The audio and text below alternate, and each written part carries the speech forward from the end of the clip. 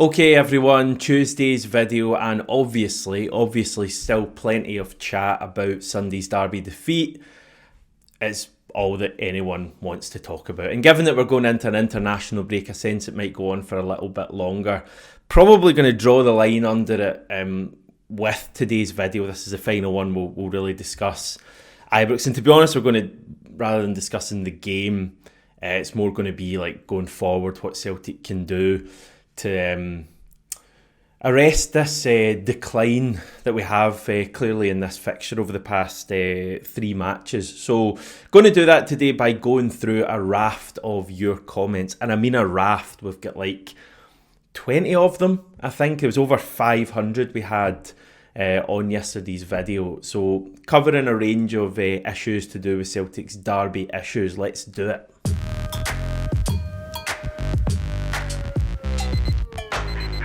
Just before that, this video is brought to you in association with NordVPN. Now, what is a VPN? Because some people have been asking, not really, but I sense some of you may be thinking it. VPN stands for Virtual Private Network.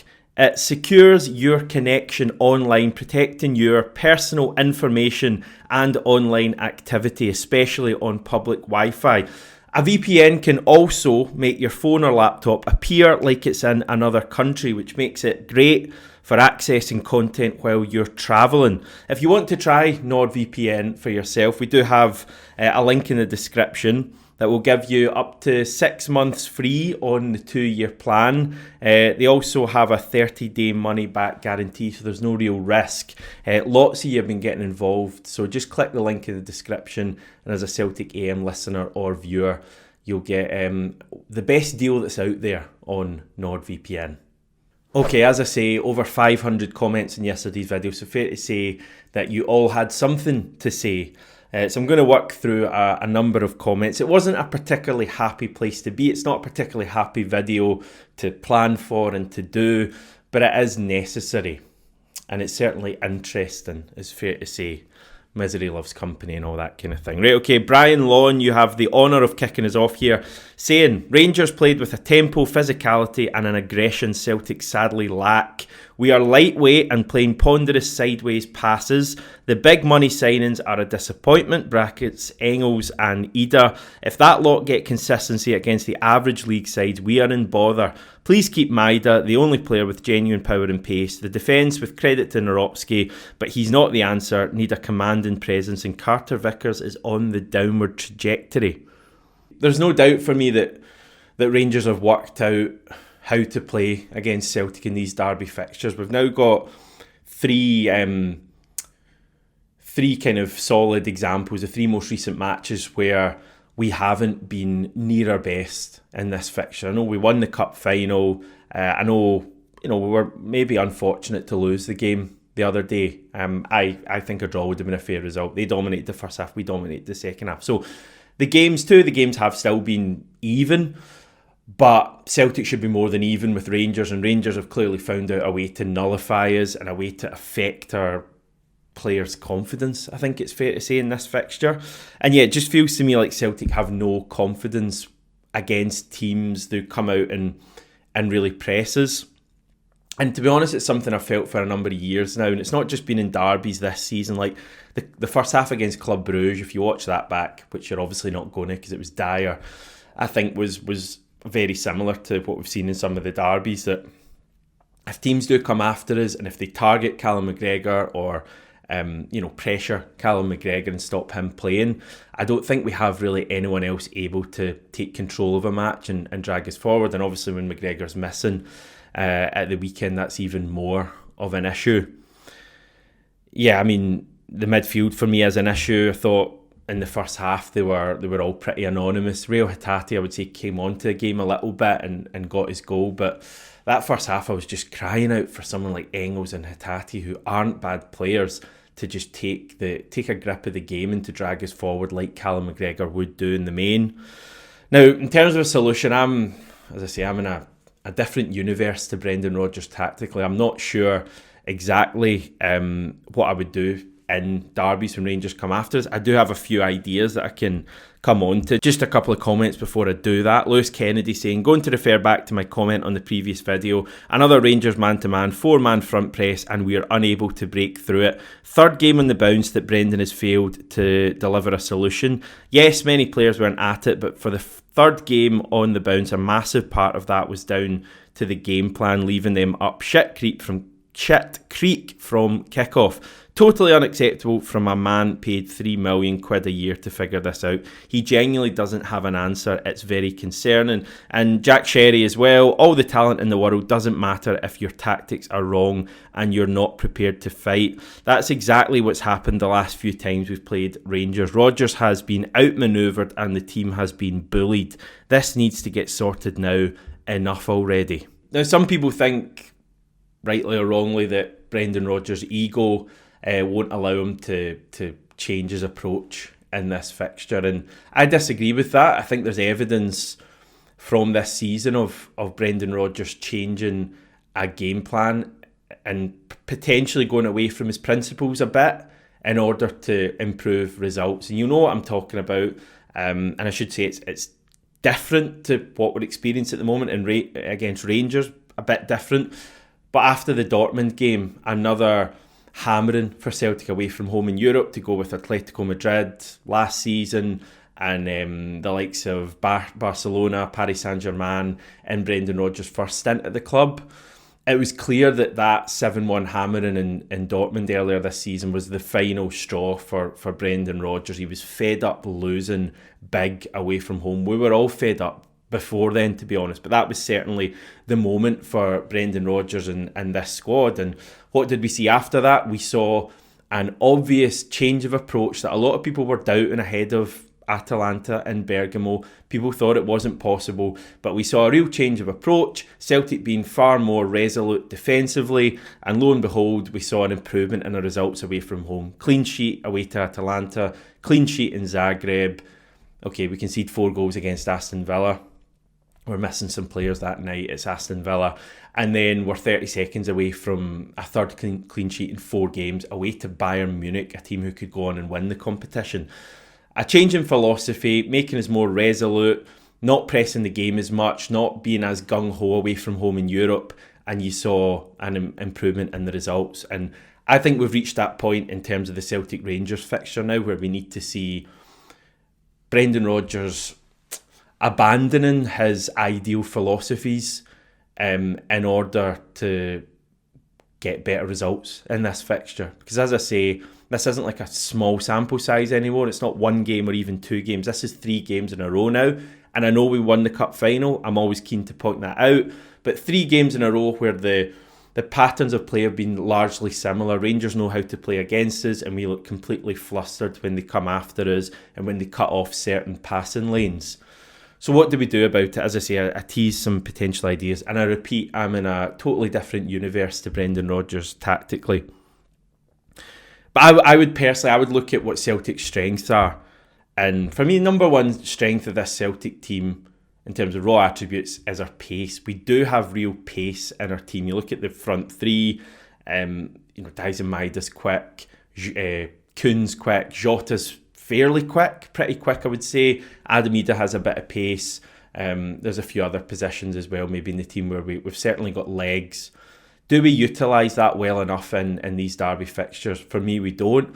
You also mentioned what's one of the main weaknesses you would look at and the things this Rangers team lacks is pace, and it's something that it's abundantly clear they don't really have much pace in their team, especially in defence. So why do we not turn them more often? Why do we have such an obsession with possession? Do you like that one? Turn them a bit more. Don't be afraid to put the ball long. And I'm not talking about just punting the ball up like they do to a forward and hoping for the best. I'm talking about just turning their defence a bit more. Put a ball over the fullback like we saw late in the first half, the one when Jota ran onto it and Butland makes a save and we win the corner. Do that a bit more. Like, get Nicholas Kuhn into the game more. We're going to come on to Kuhn in a wee minute because he's clearly not playing well at the moment. But part of that might be that we're not getting Kuhn into his best areas, running into space. And the issue with a lot of games domestically is you can't really do that. One of the things, if Rangers are coming after us, then the space will be in the final third. So go and utilise it. So I would certainly do that. I also wouldn't be scared to allow them to have the ball a bit more, because they're not a great team with possession. All the Rangers' good results basically come when they're a counter-attacking team. That's why they got all these great results in Europe. Obviously, there's a mentality thing there as well, but when they come domestically against teams who are a bit more defensive, they struggle. So why not allow them to have the ball a bit more? They're certainly not going to cut you open. The majority of those 9 goals they've scored against us recently has been when they've nicked the ball high up, or we've made a big mistake and they've kind of countered on us. So learn from that and lose this obsession with possession. Just to reiterate, I have very little optimism for this next derby fixture at Ibrox if we play the same way. Brendan Rodgers has to use this game as his post-Dortmund moment, and he has to look at how we play and he has to adapt. He's a very good manager. Tactically, he's extremely good. We saw that after Dortmund. Like he's a top manager. So go and adapt here and find a way to exploit Rangers and find weaknesses in this plan, because at the moment we're the ones who are looking incredibly weak in this fixture. So stop the knocking the ball about at the back. We're not strong enough under pressure to deal with that. Make the ball, be in their half a bit more and turn them. That's certainly what I'd do. But again, I'm sure Brendan Rodgers will have ideas. We can't continue playing like we have in the recent derbies, though, because it will just continue to go the same way. Right, we've got James Cotter. What's happening to Kuhn? Never saw him trying to beat a man. And Noah Redmond. Struggle to remember Kuhn's last good game. Maida is unreal. We're too soft. There's no doubt for me that Kuhn is struggling at the moment. Just kind of half-hearted as well. I would have Yang in the team for Hearts in a couple of weeks. I thought Yang looked really good when he came on, far more direct than Nicholas Kuhn. Just have Kuhn out the team potentially for even a game. He maybe just needs a wee kind of jolt, get his hunger back a little bit. It's maybe become a little bit safe for Nicholas Kuhn, but he's certainly not playing well at the moment. I just think on a more general point that I think the team are probably in their comfort zone a little bit and maybe have been for some time. Sean Gallagher, I've watched the team in Munich and we were defending so well. Ironically, after showing that we are capable of coping with the best when concentrated, we somehow decided that will do for this season. And Hazel Patterson saying no depth in the squad, January's transfer window coming back to hurt us again. There's no doubt that the Champions League stuff has been the main driver of Celtic this season. I mean, we've all felt it as fans that the Champions League football has been the stuff that's got us really exciting. And at times the domestic stuff has felt pretty mundane. I'll be totally honest. I think that's not Celtic's fault. That's just a result of us being so far ahead of every team in Scotland. And I say that after I know Rangers have beaten us twice in a row, but look at the league table. Like we are far ahead of them, generally speaking, and we've not really had much competition in the league this season. And the Champions League's been the stuff that's really got us going as fans, and I think the players as well. And maybe, just maybe, in fact not maybe, I think they are lacking an edge that they had earlier in the season when the Champions League stuff was there, and they've certainly got to find that edge again. How do you make them find that edge? Again, at the start of the season, I think there was real competition for places. It was like there was a debate every game about who could start the match. Remember, we'd have the debate every match about will it be Paulo Bernardo in or will it be Engels, and there was a debate over should it be Ida or Kyogo. Various other positions as well, Trusty or Scales. There would have been other ones as well, and it felt like there was genuine kind of competition there for players, and the players in form would play the next game. And that was at the start of the season. Even when we only had one game a week at the start of the season, that was the case. And it just feels now, and I know we've got a few injuries, and Paulo Bernardo missing's a big one, and James Forrest as well.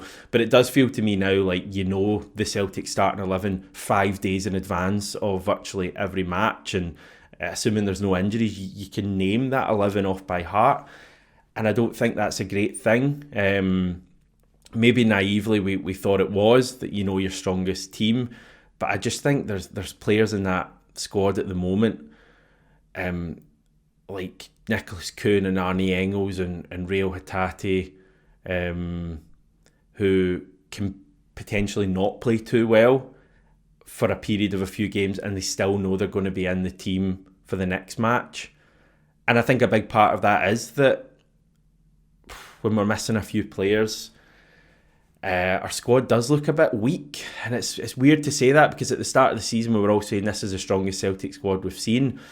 But it does when you see the bench in a game like Sunday. And again, I know we're missing, I think, 4 players who would certainly have been part of the squad, and that does make a difference.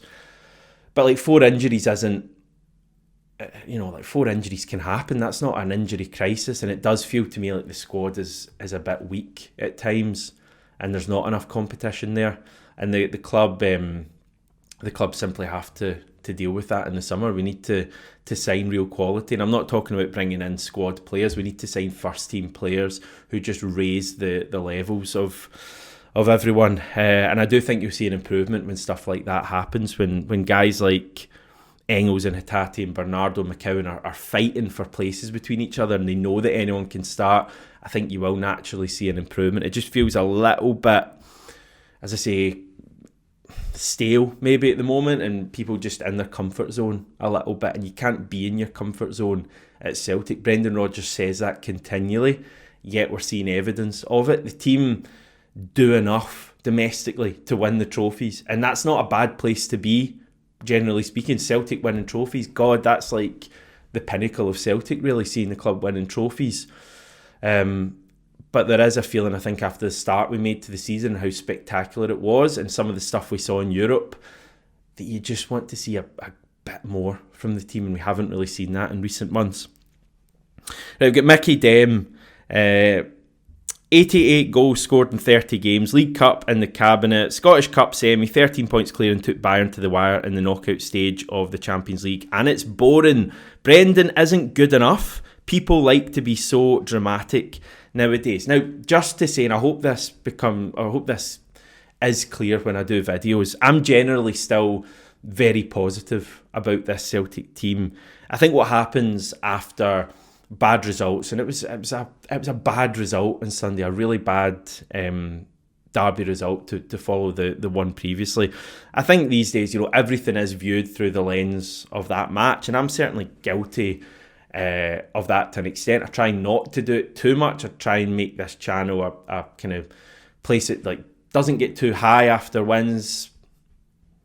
Sometimes do a bad job of that, and certainly doesn't get too low after defeats.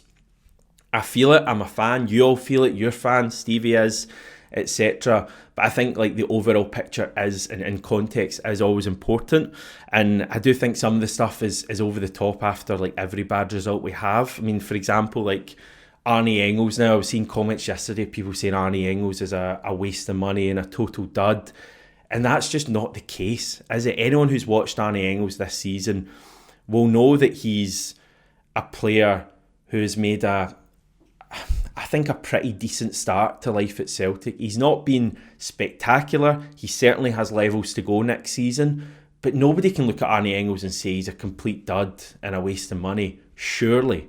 I mean, ask yourself, if you're saying that now, were you genuinely saying that before the game on Sunday? Because from my memory, a couple of weeks ago, certainly after the Aberdeen win and a few of the other games, people were saying, this Engels guy is really coming on to a game now. So let's not just forget all of that because of Sunday. And by the way, I thought Engels was really poor on Sunday. He needs to stop doing all this to the fans and focus more on doing his own thing. But I'm even seeing stuff about the Champions League campaign wasn't actually that good. And again, that's just Sunday doing that on your mind. It was a really good Champions League campaign. Nobody was expecting us to make it to the knockouts of the tournament and run Bayern Munich so close. It was a good European campaign from Celtic. So again, don't rewrite history with this stuff.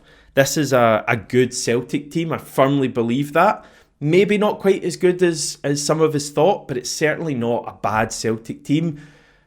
Fair chance we go and win the treble. We've got work to do in the Scottish Cup and the league, but I think we all feel that we can and probably will win the treble.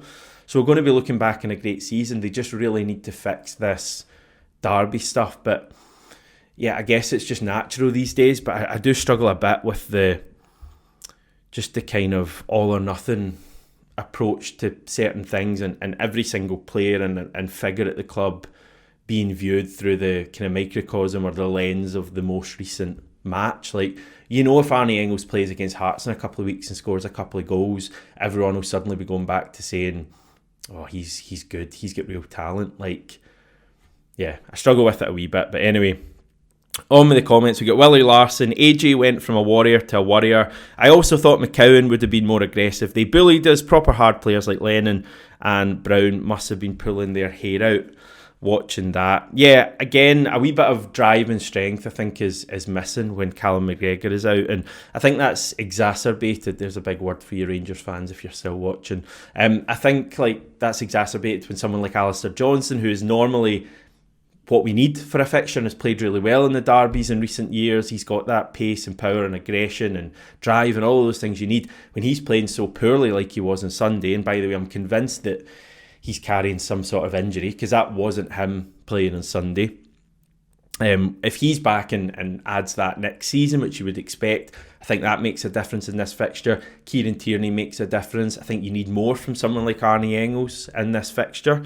As much as I just talked him up, I think you do need him to really grab this fixture. And that was his first start in the fixture, it should be said. So maybe next time he isn't quite as overawed if that's what he was on Sunday. But yeah, just on McGregor, a bit of debate about him. Jazz saying Calmac experience missed in these games, irrespective of some fans saying he's finished, as Engels etc. are vulnerable when he's not around to cajole them. On a different note, R. McL, you're placing a lot of emphasis on McGregor not being available. As you admit though, the evidence does not support this. I'm a huge Callum McGregor fan. I struggle to comprehend how some people aren't, given what he's done for the club over the last 10 years. But I do think he would have made a difference on Sunday. We've got, there was an example in January of McGregor playing and it not going well for the team. But there's also been so many examples over the years of McGregor making a real difference in this fixture. Even the first derby of the season at Celtic Park, you might remember this. Rangers started that game really well at Celtic Park and we were uncertain, a bit like we were on Sunday, to be honest. Obviously they didn't get the goal, but they came after us and we looked a bit uncertain, and it was Callum McGregor and Rio Hatate who kind of flicked the switch in that game and we got us up the park and we countered and we got that goal. Kuhn to Kyogo was ruled offside, but it totally changed the dynamic of that game. And that's the difference. Callum McGregor gives you moments. Going 1-0 down at Ibrox to Aaron Ramsey in 2022, Callum McGregor drives us forward and gives us that moment and gets us back into the game and we go on and win. I have no doubt that Callum McGregor would have made a difference on Sunday. He wouldn't have necessarily saw us win the game, but I think not having him damaged the team as well. So we should mention that as well. We've got Del Paddy, FFS. We've lost 2 games against them, and you pair, that's me and Stevie, are sitting there like you're ready to go to a funeral. They're winning SFA, that's not Scottish Football Association, this year. We're winning a treble. If you think this is bad, thank your lucky stars that you weren't around in the 80s and 90s like a lot of us older guys were. Cheer up, for goodness sakes, boys. Listen, that's fine if you think it's acceptable to lose badly twice to Rangers just because things were worse in the 80s or 90s. If that's how you feel, and I'm being genuine here, that's fine. Like, I don't think like that at all. I don't think the 80s or 90s have anything to do with this right now. I think there's a lot of good things about this Celtic team. Hopefully, again, that's come across how positive I've been this season. The derby stuff is an issue that the club have to deal with. So, yeah, it's not a case of thinking that the 80s or 90s were much worse and that suddenly, I mean, that sounds a wee bit daft, no? Just like letting the team away with it just because things were a bit worse in the 80s or 90s. Like, what relevance does that have to these days? Celtic need to be better in derby fixtures now. We've got Sifredin of Mayo. We play against everyone else, including Bayern Munich, with composure. Then every time, now against them, it's rabbit in the headlines. We lose all composure and forget how to pass the ball. Too many players go missing in action. Kuhn was woeful and looked like he didn't want the ball. AJ had his worst game in a Celtic shirt. Major observation. How much did we miss Calmac? Without him, we struggled to play out from the back and link the forwards. Board take note. Yeah, I agree with the McGregor stuff. We've got Asham C. Rodgers has to take the blame for this. The dogs in the street knew what way Rangers were going to set up after the 2 previous meetings. He had no plan to counteract that, and that's poor preparation for a derby this size. Yeah, as I said earlier, Brendan Rodgers simply has to change for me.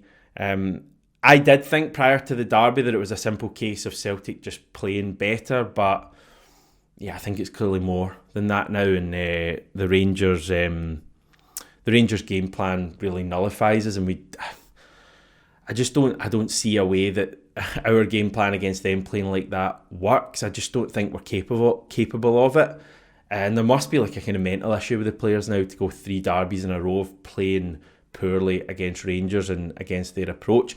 Maybe there's players we could sign in the transfer window and kind of change the profile of the squad, and that could help.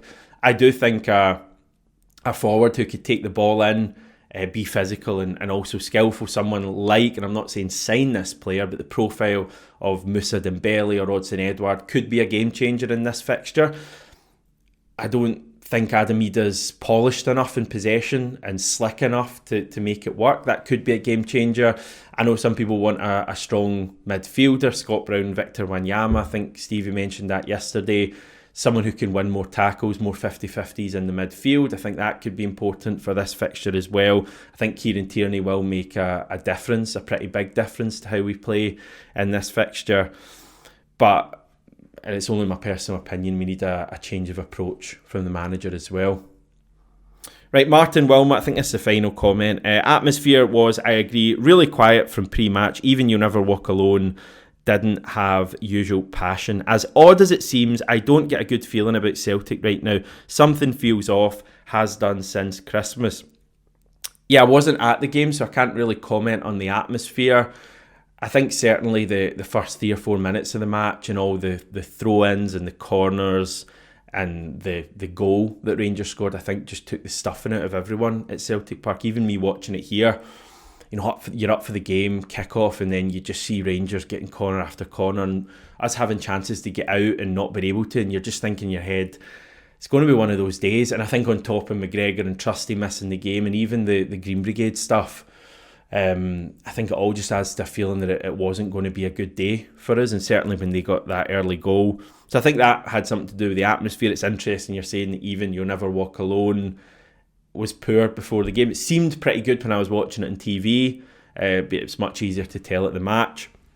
In terms of your second point, I think it's an interesting one that, as odd as it seems, you don't get a good feeling about Celtic right now. And yeah, I feel similarly, and it's kind of hard to put your finger on exactly why, because as I keep saying, like, this has been a really strong season, generally speaking. The club and the team have met every expectation in every competition. Assuming that we win the Scottish Cup, we'll look at it as being a really good season. Maybe it's just how strongly we started the campaign and how good it was to watch the team, and the fact that we haven't hit that level or anywhere close to that level since then, and maybe just a feeling that the team aren't quite maxing out their abilities over the past 3 or 4 months, maybe longer than that. Maybe you would look at, I know there's been good performances since then, but you'd maybe look at the high of that Leipzig game and how well the team played that night, and you'd probably say that since then we haven't hit anywhere close to that level, so that would be a disappointment. But I think the team can still make this a really, really amazing season. I mean, hypotheticals, if we go and win the league convincingly, win at Ibrox, it's not out with the realms of possibility that Celtic react and win at Ibrox, change a game plan, etc., and then go and win the Scottish Cup as well. Like, you're finishing the season feeling incredibly good about yourself and incredibly good about next season with the money we have in the bank and the way Brendan Rodgers is going to look to push this team on.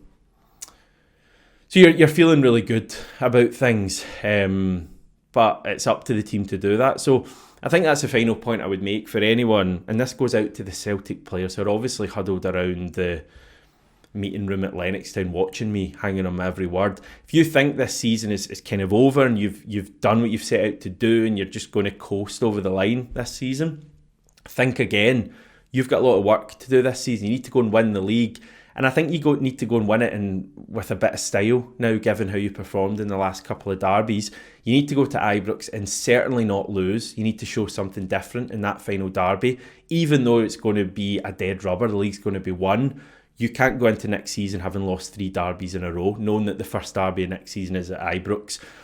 And you need to go and win the Scottish Cup, and you need to play a hell of a lot better than you did on Sunday to do that. You might get away with it against St Johnstone in the semis, but a final against Aberdeen or Hearts, if you play like you did on Sunday, we're in a bit of bother, even against Aberdeen or Hearts at Hampden. So yeah, a lot to be done between now and the end of the season, everyone. You better buckle up and get ready for it, and we're into the international break now, but I'll return tomorrow for a chat about something.